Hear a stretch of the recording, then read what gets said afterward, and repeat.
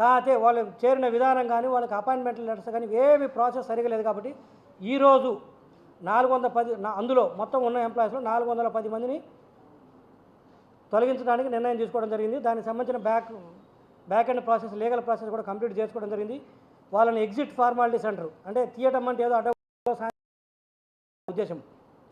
410 మందిని తొలగిస్తాము, కాకపోతే తొలగించే ప్రాసెస్లో లీగల్ ఇష్యూస్ ఏమన్నా అవన్నీ కూడా ఫాలో అవుతాము.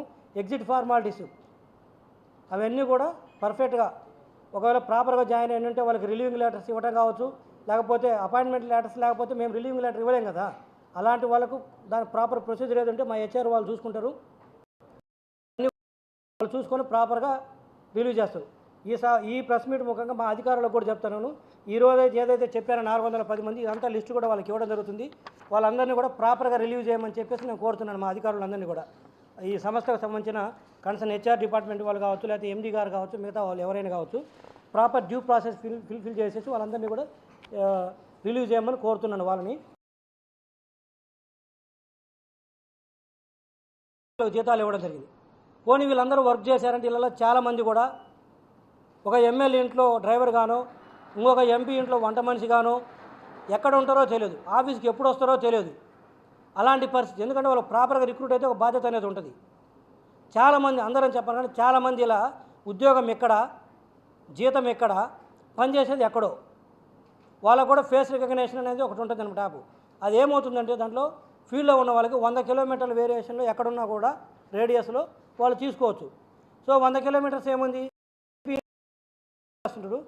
వాళ్ళ డిహెచ్క్యూ అంటారు, మాకు డిస్ట్రిక్ట్ హెడ్ క్వార్టర్స్ లేకపోతే మా సంబంధించిన ఆఫీసెస్ దగ్గరలో అక్కడి నుంచి 100 కిలోమీటర్స్ ఏ ఏరియానో వస్తుంది.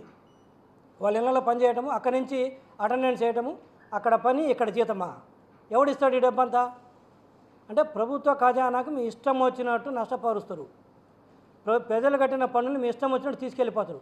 అంటే ఈ సంస్థలో ఇంతమంది ఉద్యోగుల్ని ఇంత ఇర్రెగ్యులర్గా అపాయింట్ చేశారంటే ఏ స్థాయిలో గవర్నెన్స్ నడిచిందో చూడండి.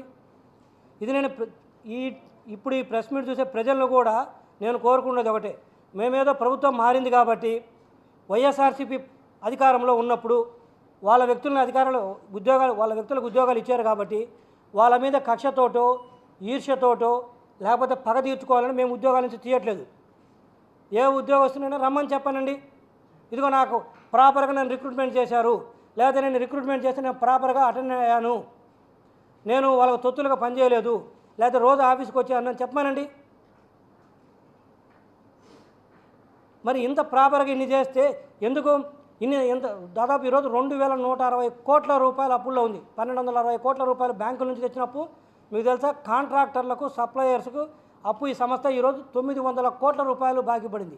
ఏం చేశారని 900 కోట్లు ఆల్రెడీ డ్రా చేసిన అమౌంట్ కొంత, ఇది ఇంకా బాకీ పడిందంటే ఇంతమంది ఉద్యోగస్తులను ఏం పని చేశారు? మరి ఇంత పని చేస్తే ఈ సంస్థ ఈ పరిస్థితికి ఎందుకు వచ్చింది?